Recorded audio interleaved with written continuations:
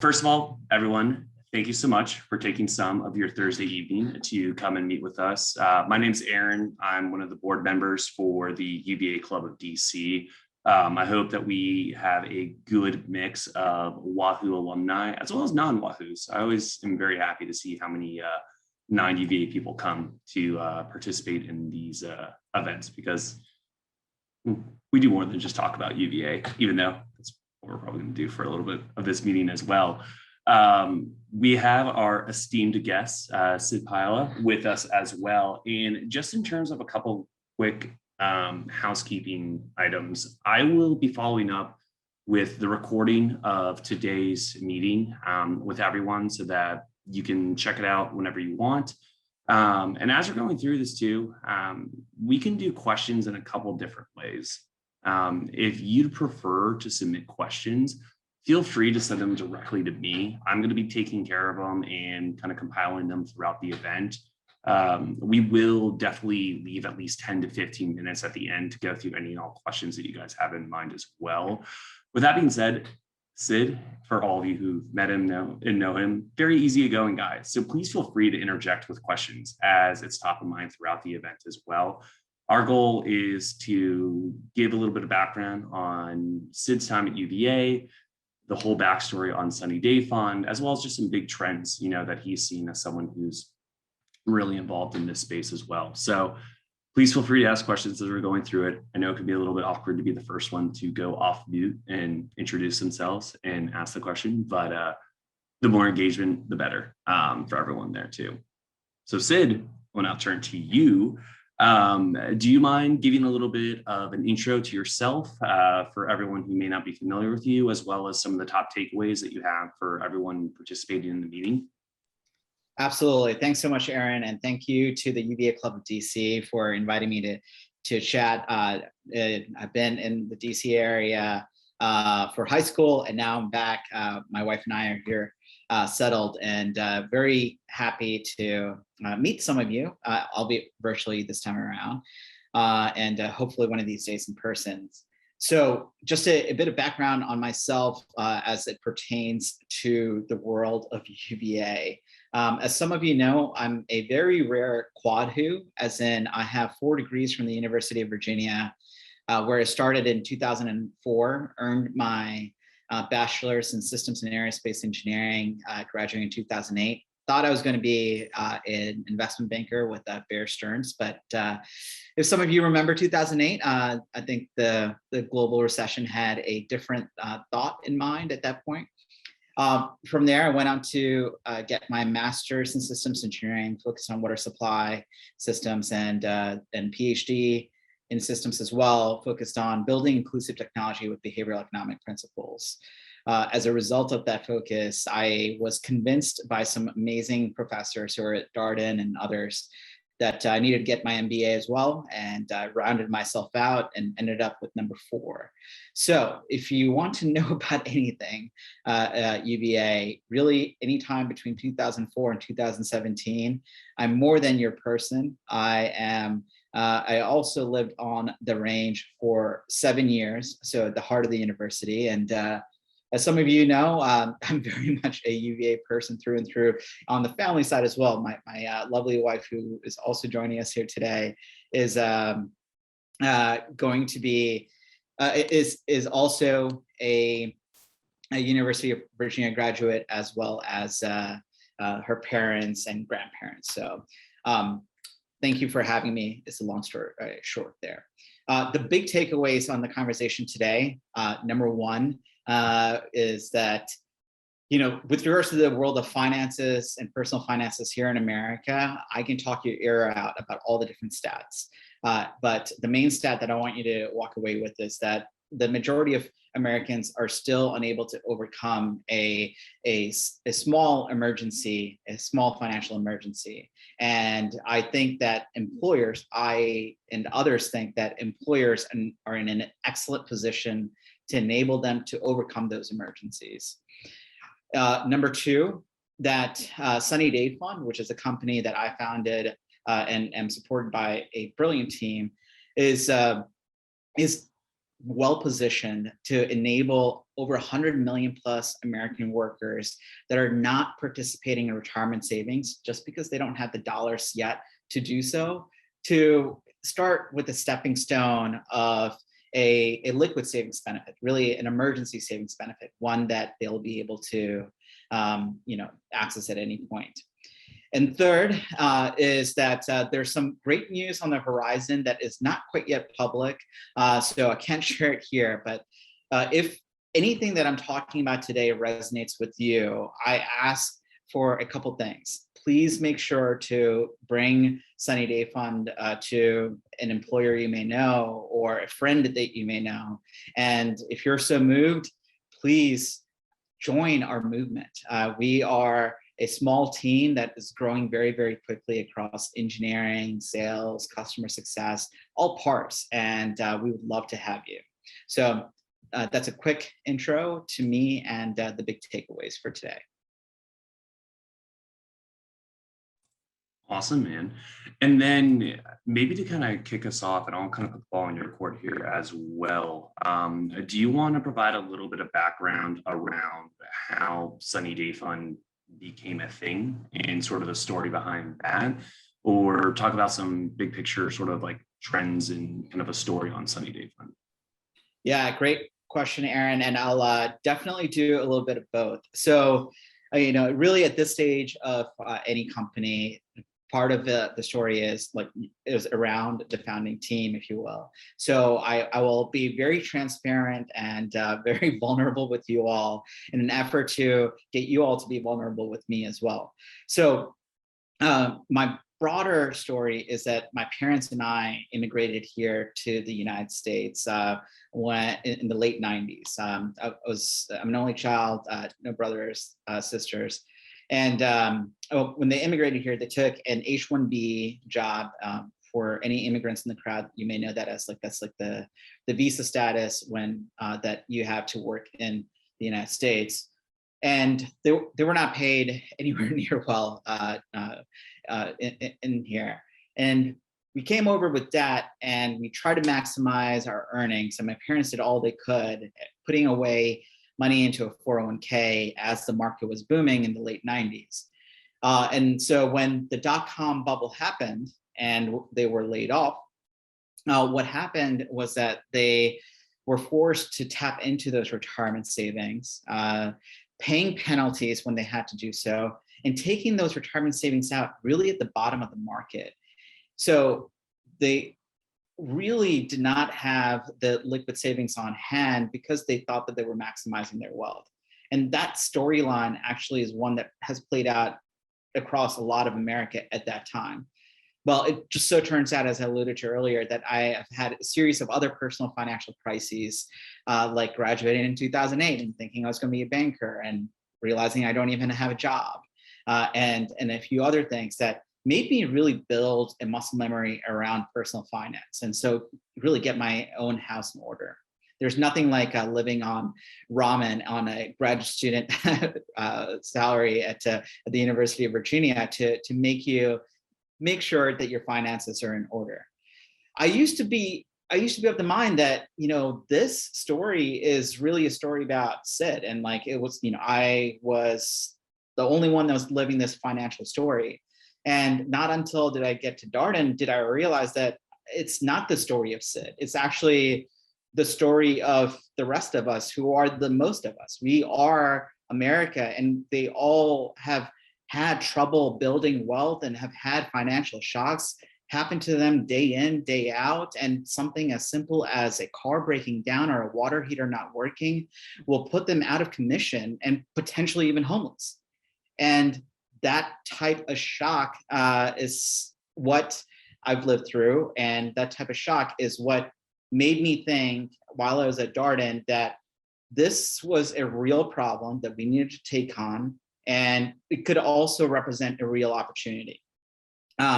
So for those of you that may know, my partner, Sarah, and I essentially came up with a plan to figure out how we're going to make this happen, and laid out that plan, went and built up my affordable loss, saved up so that I can pursue this full time, And that's exactly what I did. I made sure that this was going to be a company one day, and I set aside a good chunk of change, did some of that positive savings behavior, if you will.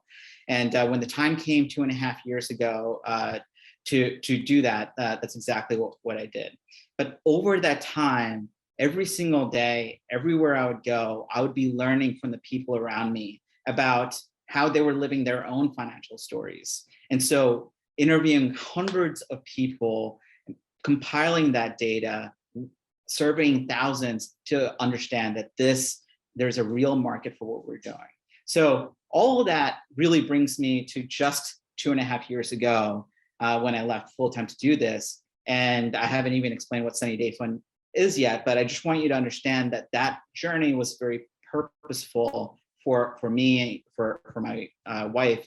And it's a journey that we're both really committed to going forward as well.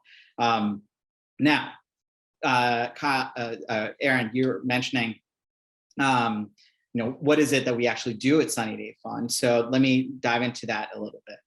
Well, we are enabling over 100 million plus American workers to build emergency savings so that when their car breaks down, so that when their water heater breaks down, so that when their pet eats something that they're not supposed to, they're able to overcome that financial shock, and they're not relying on credit or anything else that spirals out of control. That is the number one way to improve financial well-being, as evidenced by a lot of research, including from the Consumer Financial Protection Bureau. And the way that we enable those workers to build these emergency savings is by working with their employers, the employers who represent the primary source of income for them, right?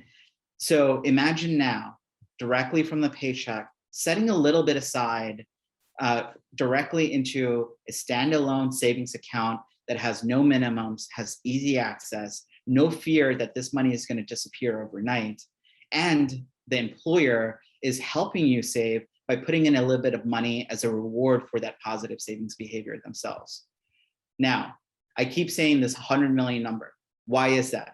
As I mentioned earlier, out of the 152 million American workers, roughly 100 million are not taking advantage of the retirement savings programs that are being afforded them because they are so focused on their life today, tomorrow, and 3 months from now. And that's what they're trying to get in order first. So for those people, as well as the other 52, we are representing the stepping stone, the personal safety net to overcome any kind of financial shock. And that's why I truly believe that this is on the cusp of becoming a movement on the other side of the pandemic, which we're nearing.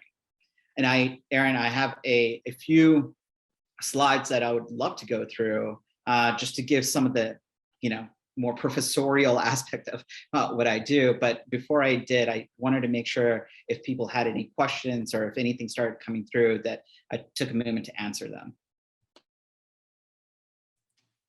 So I haven't received any through the chat. I've got a couple questions myself, but let's open it up to the crowd. If anyone's got any questions, feel free to come off mute. You don't have to turn your camera on.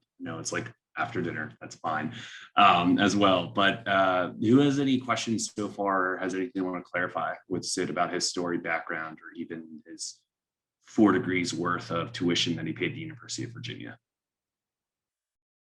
I will clarify that one right there, Aaron. I was aside from a couple of those degrees, I did have the privilege of winning a couple of merit scholarships, as well as working my way through college.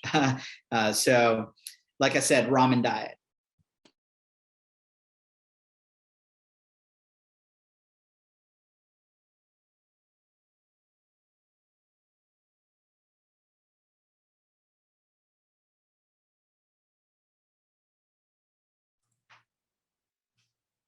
No questions so far. All right, well, Sid, I've got one for you, and you guys will have to ignore my dog as he somehow decides he wants to be part of this presentation. When I first heard of this idea from you, my initial thought was, yeah, that makes total sense. Why hasn't this always been a thing. You know what I mean? I feel like we always think of retirement, but like, actually having emergency savings is something that I feel like everyone should be afforded the opportunity, especially from like the employer perspective. But obviously it's not like a universally accepted thing, or else we wouldn't be having this conversation 2.5 years, later from starting your story. So what's been sort of the biggest pushback you receive from employers or policymakers to this idea when you're sort of positioning it? Yeah, that's a great question. Let me start with first the employers themselves. And I'm going to really focus over the last year and change, right? So in the last year and change, what has happened is that HR leaders and CFOs, like people that are typically the decision makers of something, a program like this rolling out, they were so overwhelmed with all of the other decisions that they needed to make, right? Like potential layoffs, like whether the company is going to continue to operate, like whether they're going to be applying for PPP, and if so, how, like going to a remote working environment. And oh my God, did you hear about this thing called Zoom, right? So in the last year, they have certainly been overwhelmed by a lot of those, hair on fire problems. But now, fast forward to July 2021, the hair that's on fire right now for all of them is, are my people staying with me? You may have heard or seen the news about this concept of the great resignation, right? People leaving their companies in droves. And part of the reason is exactly that culture of belonging combined with this sense of well-being. Well, guess what? When people are not treated fairly about the financial benefits that are being afforded them, or they don't see a financial future, or much less a cultural future within that company, there is going to be a great resignation. And the companies that are winning out are recognizing that benefits like Sunny Day Fund are the ways to stand out at the end of the day. And so there has been a mass realization about that. And in addition to that, as I was noting earlier, one thing that has happened is that people are realizing that they need emergency savings like they've never thought of before. Sure, when you look back at 2019, and even early 2020 felt like everything's great. We can keep doing what we're doing, even though even back then, nearly half of America couldn't handle a small financial emergency. But what made it real over the course of the last year and a half is that we've all shared a financial emergency, or the vast majority of us have.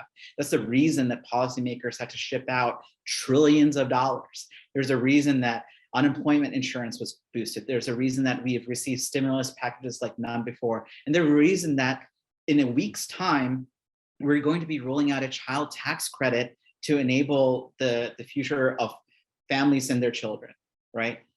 So all of this is coming at a time that has increased the top of mind awareness about what it actually means to have emergency savings in hand. And that's why employers are starting to focus on this. Now, you mentioned something really, really interesting, which is policymakers and emergency savings, right?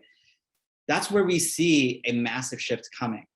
If you think about what it was half a century ago, we used to be living in this world of, I'm going to go work for a company. I'm going to work for that company for 20, 30, 40, 50 years.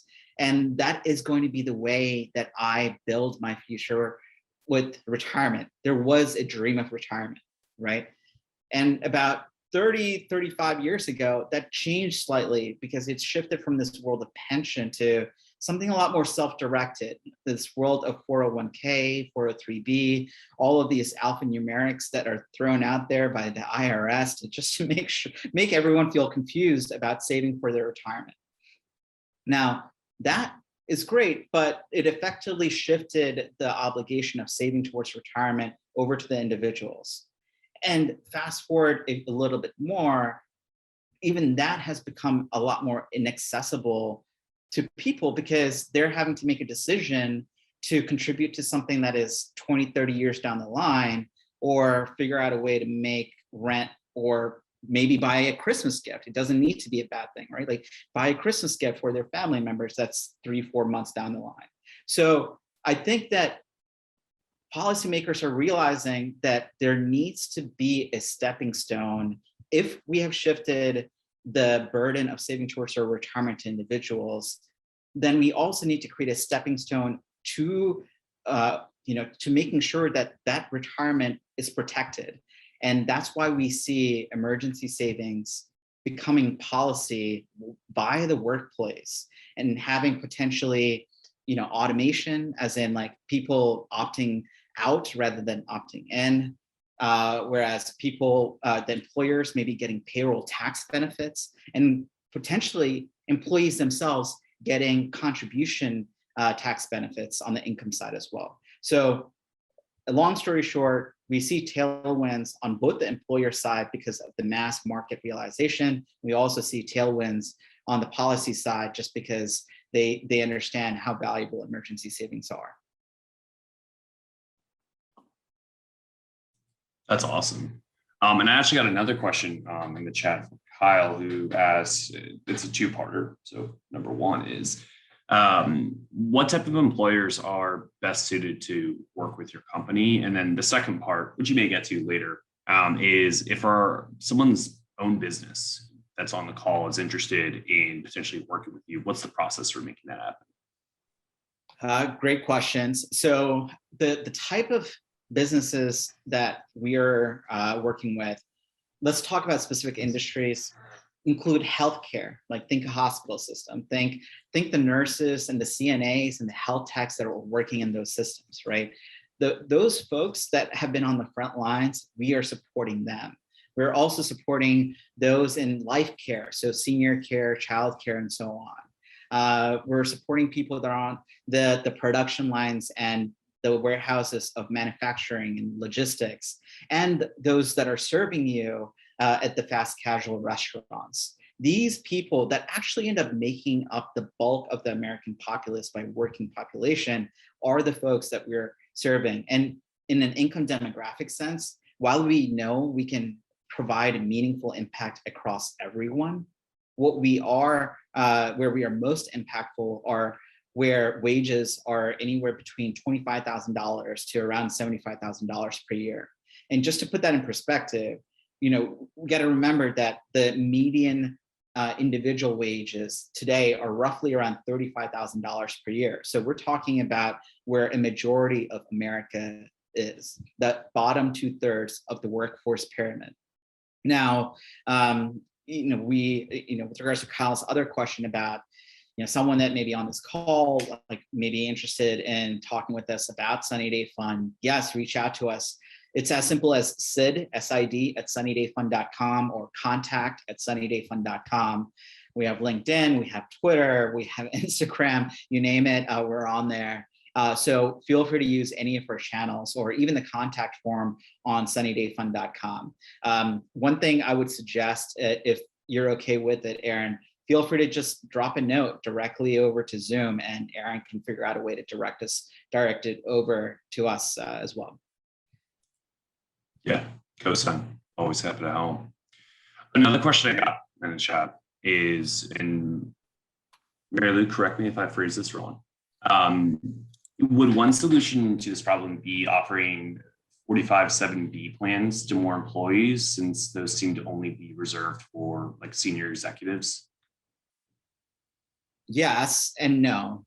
So let's talk about that for a second, right? The one lesson that Aaron, I believe, let me ask it to you this way. Did your parents or someone in your life tell you that you needed to save when you were young? Yes. And how did they tell you that you needed to save? It was more of an abstract concept where it's like, all right, cool, I need money eventually. I guess I'll just take my allowance and put it in like a piggy bank or something. Yeah, exactly. Like the piggy bank, or like effectively, like you can think about it as like a savings account, right? It's like it doesn't even need to be an adult level version of it. It's just something where it's easy to put money into. as soon as we start layering on the alphanumerics, if you will, it scares off a massive population because of the lack of familiarity as to what the one concept that we've all learned as kids, which is saving is good. And we know that an FDIC insured savings account is good. So it's easier to convince and enable people to do that than yet another product that is introduced to them that may have tax implications. So it's as simple as that. So if we want to make this being more inclusive and more inviting, let's work with the products that people are already familiar with, and then expand what that could mean for them, rather than take a product that takes a lot of education and lessons associated with it and bring it to them. Hopefully that answers that question.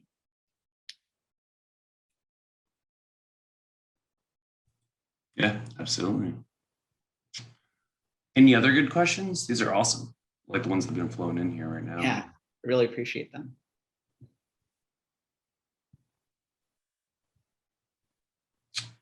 And assuming, if not, I'll give another kind of minutes for anyone to either unmute or type it in the chat. Do you want to shift to some of the research and slides that you wanted to share?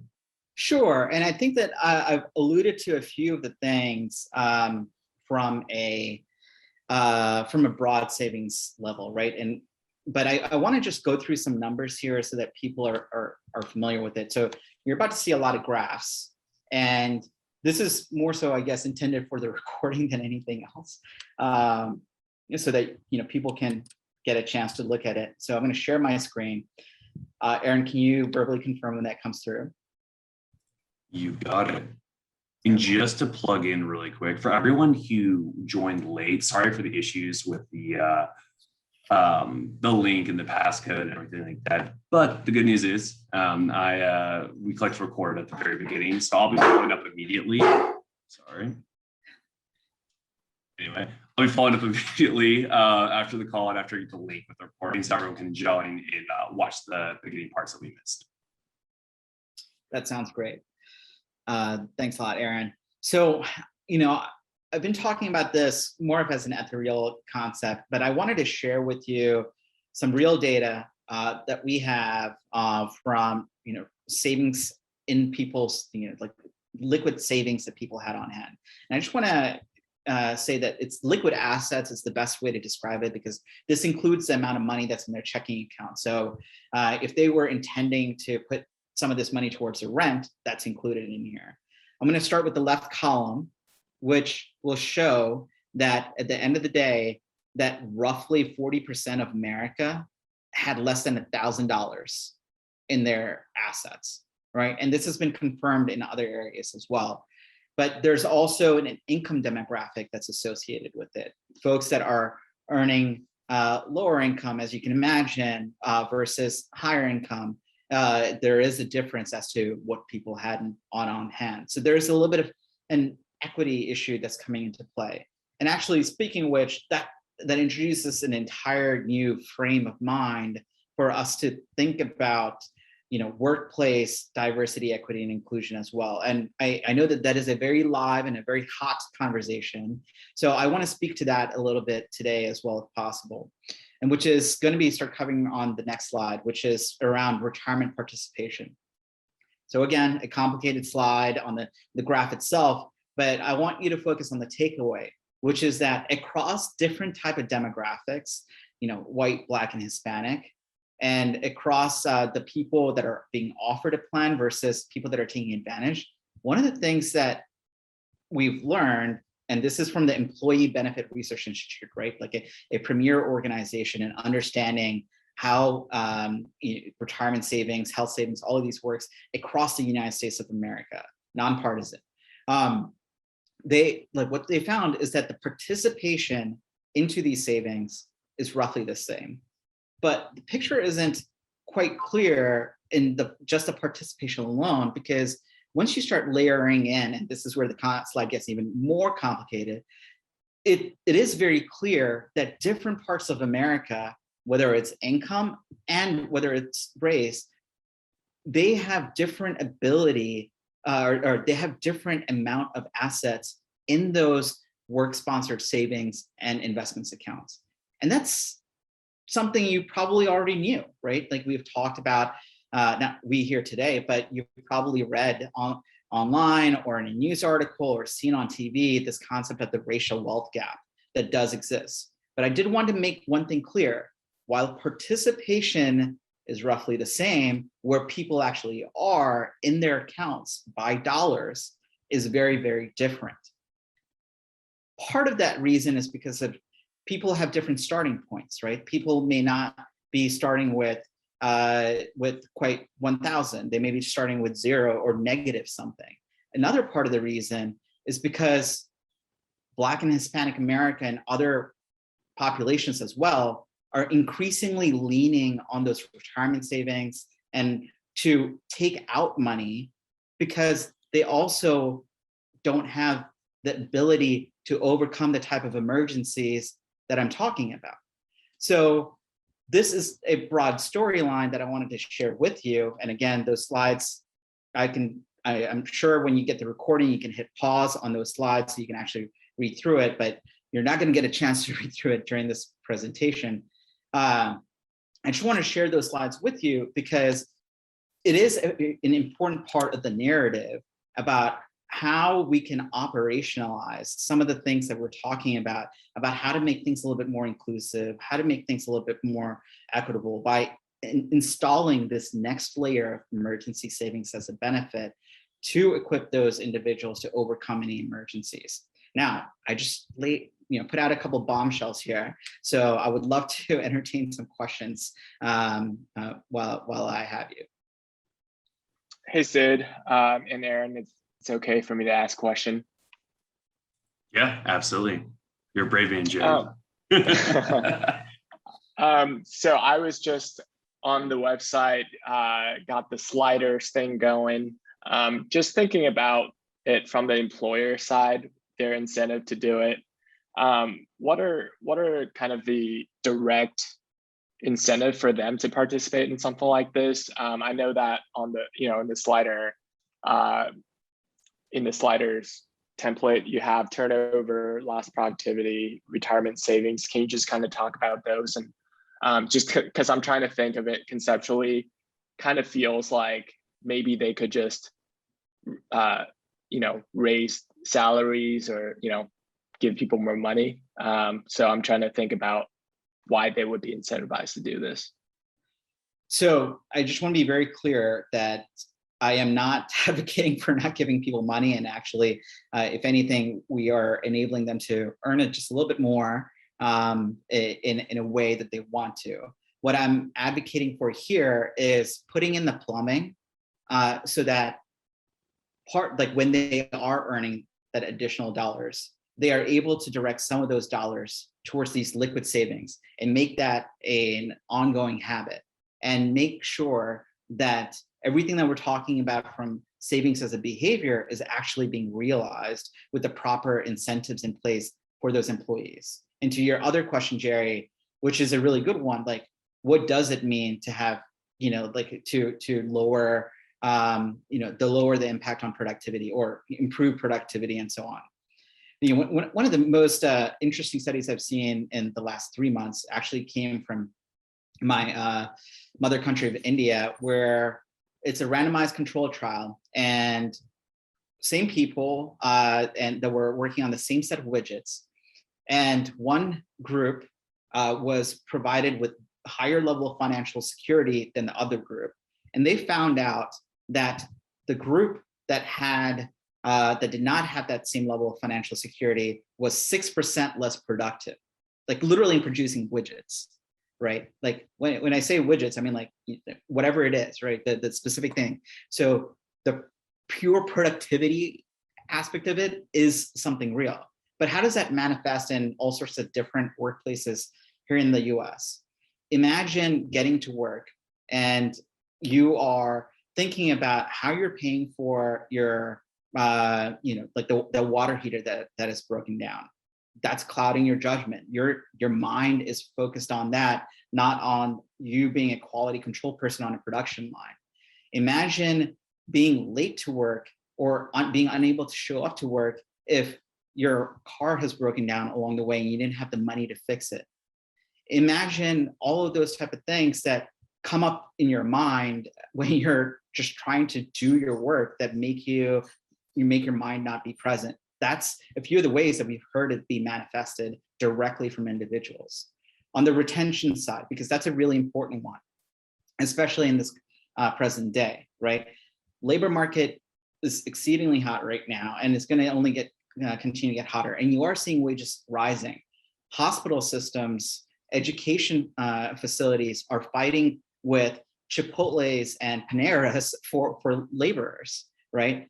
In that world, how are you distinguishing yourself other than matching those wages?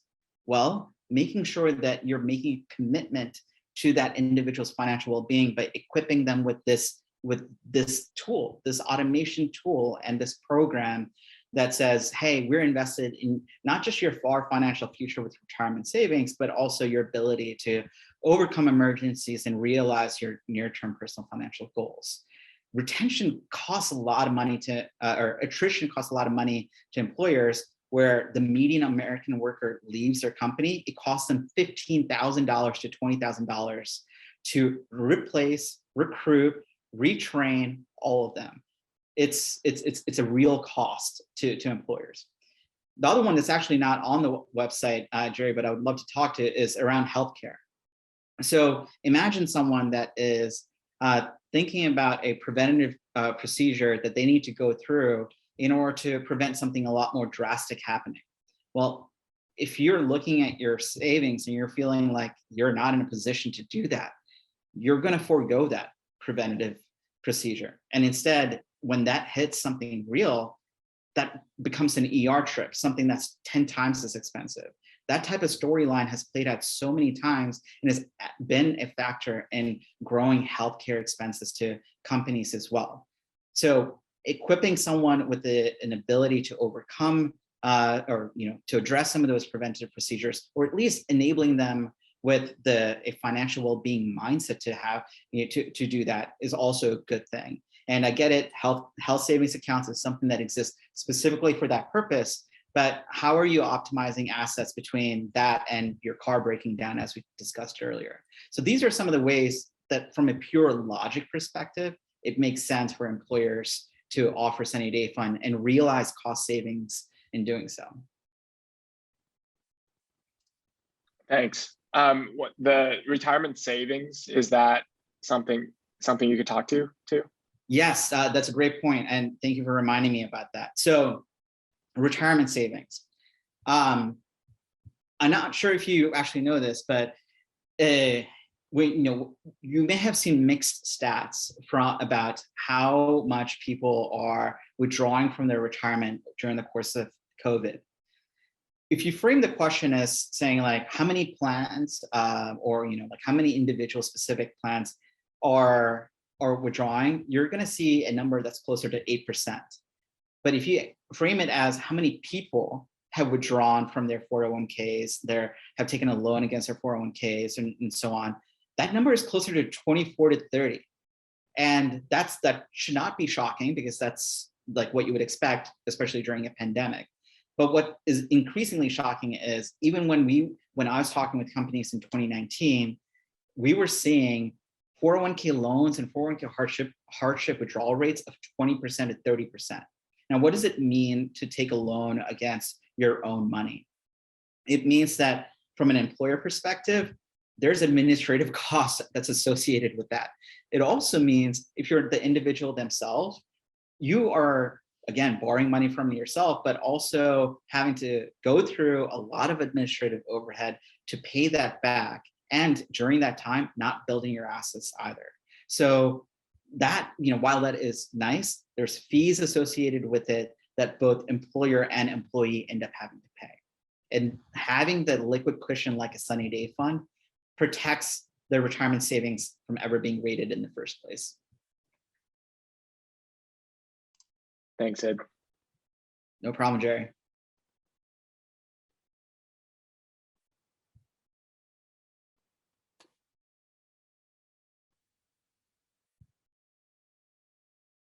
Any other good questions? I gotta say the quality of question on this for this event has been pretty high. But I guess that lends itself to the topic itself. If there's no current questions, Aaron, I just wanted to add two more quick things from this, right? Which goes back to the three takeaways I was mentioning earlier, which is that, thus far we talked about like why emergency savings is important and why people want it. But one of the things that I would love for you all to understand is that people are actually asking for it. 9 in 10 working adults are asking for it. And that's the case across men and women, young and old, all ranges of income, and all types of racial demographics. So if there's nothing else that you take away from, from like why people should do this, I want you to at least take away that 9 in 10 employees want to do this. And that number in the type of tight labor market that we're talking about stands out to employers because they're all trying to get people back to work.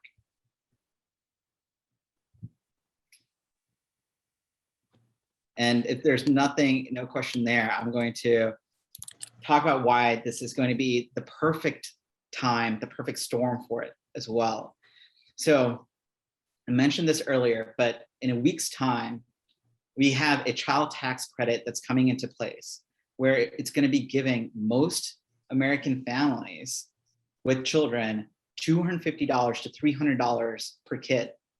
Now, this increased financial capacity, if you want to think about it that way, is such a unique opportunity to right financial behavior.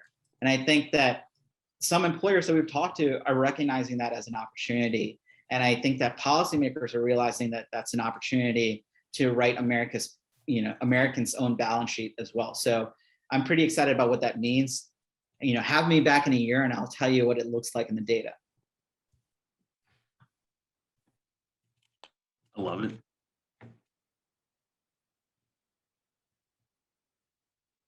And I guess I'm kind of curious too, and this is more of kind of like to the audience as well.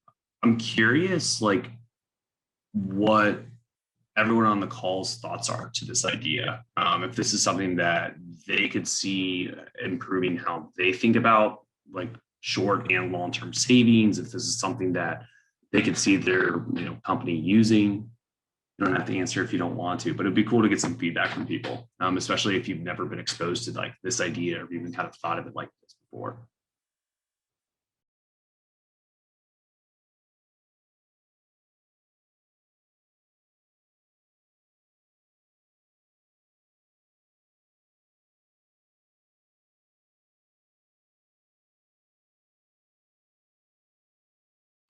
First person that speaks up will get a drink on me at the Virginian.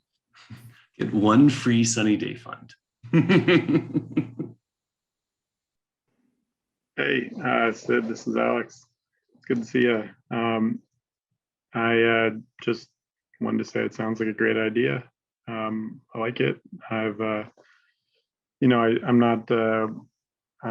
like an independent consultant, so I don't have an employer that would offer me such a thing at the moment, but if I do in the future, that would be great. Thanks, Alex, and great to hear from you.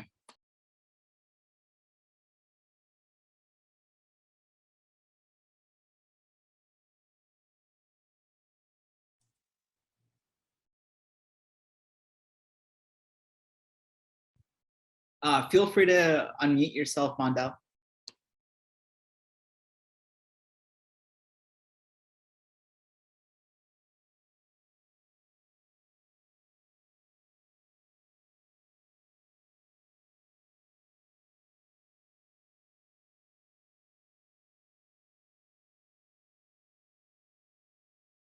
Oh, I'll step in for Mondal. He doesn't have a speaker lined up. So his question was going a little bit more to the retirement from like the employee perspective. How do you see this playing well with saving for retirement? The idea of trying to get to retirement as early as possible with an appropriate amount of savings versus finding that good balance of saving for, short-term emergencies. Do you guys have any sort of guidance or benchmarks for people to follow so that they're not taking too much from retirement for emergency savings? Yeah, that's a great question. And I should clarify that there is no cannibalization, or I can't say no cannibalization. There's very, very, very limited cannibalization away from contributing to retirement savings. In our own data, there hasn't been any cannibalization. From other data sets that I've seen, there's been, again, very, very, very limited cannibalization. So what do I mean by that? It means that, let's say that you have like $100 that you're thinking about, and you're thinking about $100 going into retirement savings versus sunny day fund. It's not a zero-sum game like that. What we are actually seeing is that if people are putting in $100 into retirement savings, they're coming up with a net 20, net 30 going towards their sunny day fund, because this is something that they feel like they can access at any point, which they can. They can access it at any point. So we haven't seen retirement saving contributions go down as a result of it. If anything, over time, the retirement savings are actually protected, because, again, let's say something does happen, rather than going to retirement savings as the first stop for any kind of issue, you go to sunny day fund as that first stop. Hopefully that answers your question. If the intention of the question was also, can I use sunny day fund as a way to, retire early as its own thing? Well, I should say that I am not a registered investment advisor or anything, or financial advisor in that regard. It's up to the individual about how they would like to structure it, but there is a limit to the amount of reward that the employer will pay out for specifically sunny day fund. So you would be leaving, if you're not contributing anything at all on your retirement savings, you would end up leaving some money on the table. So we would advise, and we do advise, in the sense of like the onboarding presentation about like where sunny day fund sits. Think of us as your plan for the next 3 months to 3 years, not your life plan. At least not yet. Who knows? We may get there from a company perspective. That's awesome. Another question I got in here is, are there any sort of incentives that Sunny Day Fund offers to encourage employers to offer this? Yes. So a great question. Specifically this month, because of the child tax credit, we are doing 2 months, 2 months free for those employers that sign up this month. So that is a big incentive that we're doing. In addition to that, there are some cities that we're working with that are co-investing with the company in providing that reward. So if you want to reach out to us about wherever you may be, we would love to engage you and potentially the city where your business is based, because that's been one of the more creative ways that cities have been getting involved as well. And I recognize one quick thing, that we're coming to the end of our time, and I wanted to make sure that I shamelessly plug our job postings, which are, again, if there's anything that I'm talking about today that seems interesting to you or could be interesting to a fellow Wahoo or someone else, we're hiring for engineers, salespeople, customer success people, and obviously, because we care about your financial well-being, you will be compensated. You'll be very well compensated. So please do reach out to us, reach out to me and the company about those postings, or just follow me on LinkedIn. That's probably the best that I would suggest, and follow the company on LinkedIn so you can see those job postings coming on every day.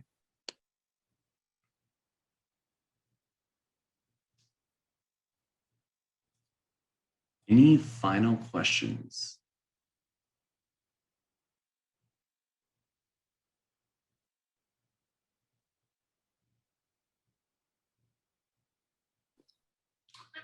What charity funds inspire you?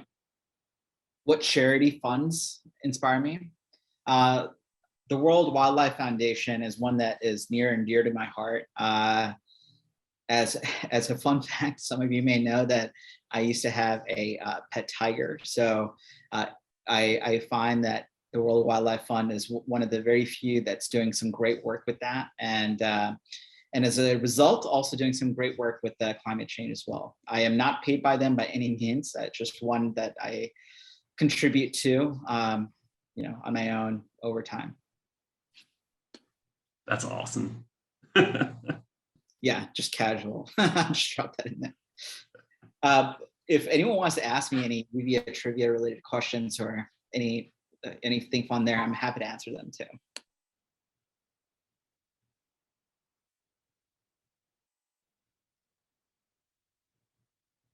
I got a shameless question. How many times do you think you've been to the Virginian total in your 13 years of schooling? We can leave out post school. I can't say. If there's anyone else here that's representing a different restaurant company, I love all restaurants. Virginia just has a near and dear place in my heart because it effectively served as a place for office hours, and actually a place where I learned a lot about money along my way.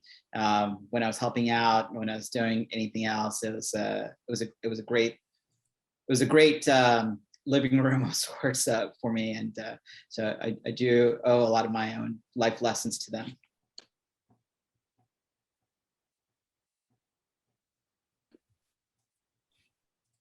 I would say, Aaron, if I had to do some consulting math on it, probably would multiply. It probably have to be in the thousands.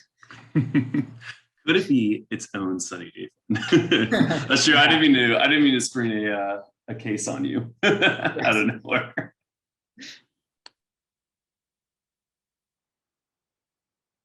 All right, we got 2 minutes left. Any final questions? Well, we've got Sid on the line. Or thank yous too, if anyone wants to just submit a general thanks, you can always do that as well. I see that Mondale has raised his hand. Oh, he does. Oh, perfect. Sorry, Mondale. I missed your second question. What philanthropic leaders inspire you? I would say right now, I'm pretty inspired by Mackenzie Bezos for one simple reason. She totally gets what it means to give unrestricted capital to institutions. And I don't know how she's doing it. I mean, other than with like the Amazon assets that she does have. I think that she and her team have had a great way of identifying amazing charities. I've had a chance to connect with a couple of them completely randomly, and they said that they have no idea how or why they're selected, but they know it was like somehow the perfect timing, and it like came on the back of like a recognition that they received and things like that. And just the fact that it was unrestricted meant like saving jobs, expanding their mission, and so kudos to what she's doing. I think way to put that capital to work.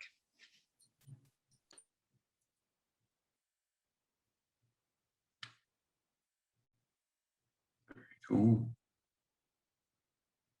All right. Well, with that, we are up on time. So, Sid, if you're comfortable with it, in the follow-up email that I send to everyone with the recording, once we get it from Zoom, do you mind if I include your email, and in case anyone wants to reach out to you, either to talk specifically about sunny day fund opportunities or just to kind of pick your brain about, creating a startup, philanthropy, everything in between? You can say no. You already get enough emails. I'm always happy to have a conversation with a fellow Wahoo, and I thank everyone for the time that they've given me today, shared with me today. And I truly hope to meet you all in person one of these days. Awesome, man. Yeah, we'll have to do a second one once we start to open up. We can do an in-person one of these as we kind of take stock. I mean, it's cool to see like just where we're at with this idea, as there's kind of, you mentioned the wider tailwinds. So it'll be really interesting to see like how the conversations shifted even 6 months, let alone like a year from now on this. Absolutely. I'll tell you that if we do it in 6 months, I can definitely share some very, very interesting detail that will be public by then. All right. I look forward to it. Cheers. Have a sunny day, everyone. Absolutely.